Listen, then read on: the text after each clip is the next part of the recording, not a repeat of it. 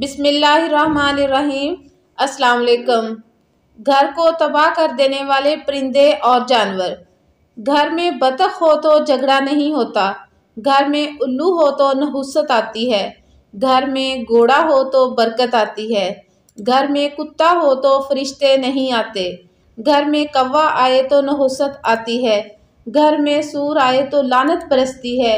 घर में बिच्छू हो तो मुसीबतें आती हैं, घर में छिपकली हो तो मकोड़े आते हैं, घर में बकरी आए तो दौलत आती है, घर में ऊंट आए तो नसीब खुलता है, घर में मक्खियाँ हों तो बीमारियाँ आती हैं, घर में पानी का कुआं हो तो रिज़्क आता है, घर में लाल बेग हों तो मच्छर आते हैं, घर में मकड़ी हो तो रिज़्क में कमी आती है, घर में टूटी कंघी हो तो नहुसत आती है,